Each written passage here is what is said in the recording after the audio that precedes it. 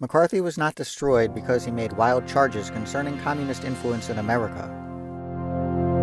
As polls showed repeatedly, so long as he stuck to that broad theme, he had tremendous bipartisan support.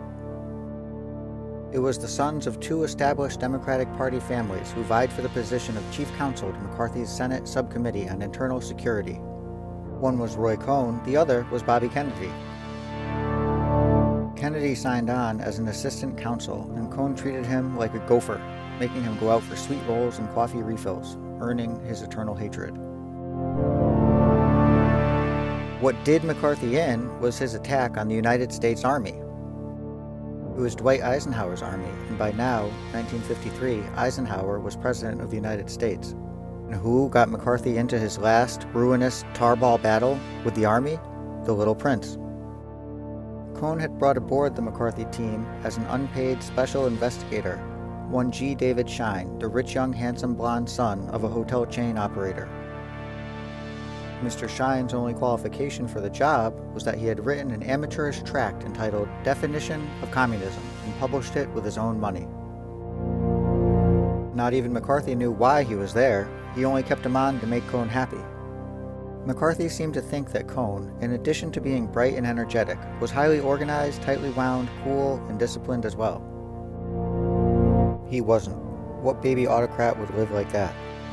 Cohn and Mr. Schein proceeded to become a pair of bold-faced characters in the gossip columns, two boys out on the town, throwing a party that stretched from the Stork Club in New York to various dives, high and low, in Paris, where they arrived during a disastrous European tour, supposedly to monitor the work of United States government libraries abroad. The European press mocked them unmercifully, depicting them as a pair of nitwit children. What did Cohn see in Mr. Schein?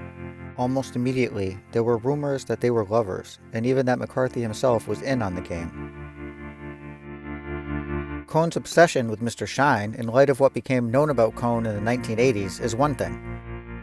But so far as Mr. Schein is concerned, there has never been the slightest evidence that he was anything but a good-looking kid who was having a hell of a good time and a hell of a good cause. In any event, the rumors were sizzling away when the Army-McCarthy hearings, the denouement of Joe McCarthy's career, got underway in 1954. Roy Cohn has reason to be pleased. He has survived more crises than Richard Nixon. In the early 50s, he was the arrogant, red-baiting counsel to Senator Joseph McCarthy, 26-year-old who threatened to wreck the Army if favored treatment was not granted his friend David Schein. Bonnie, and Clyde is how Lillian Hellman referred to Cohn, Schein, and McCarthy. In the 60s, he was indicted 4 times. The first case ended in a mistrial, and always acquitted.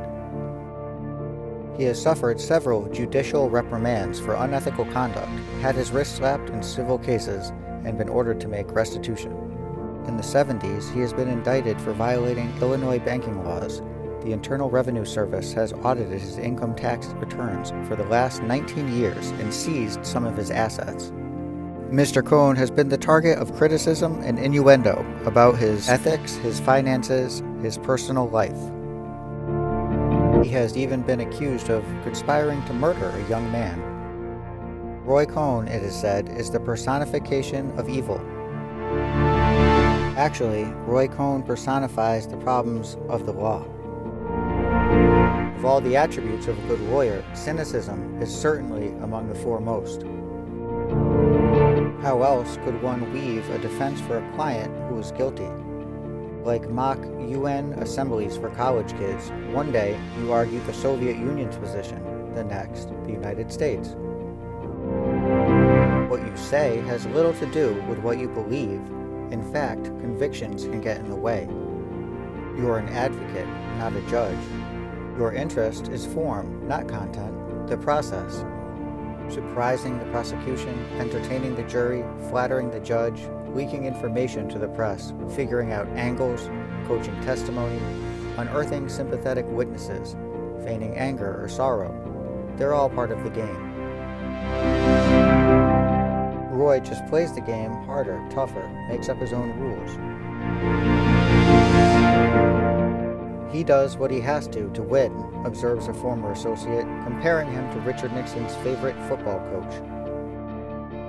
It's the George Allen School of Law. He'll pull out some plays every now and then, that aren't in the book. This has earned Roy considerable notoriety.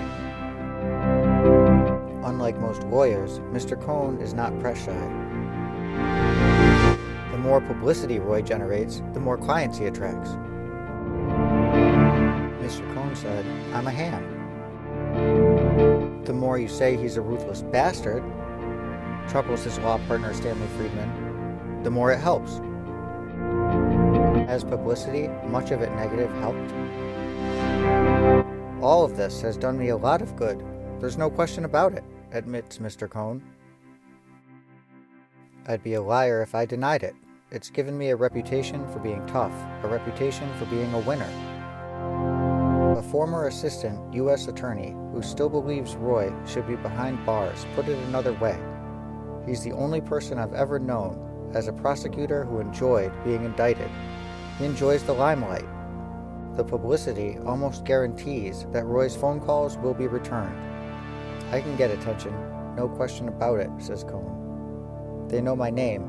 The usual response is, "What did I do?" His standard technique is to dispatch a threatening letter on behalf of a client.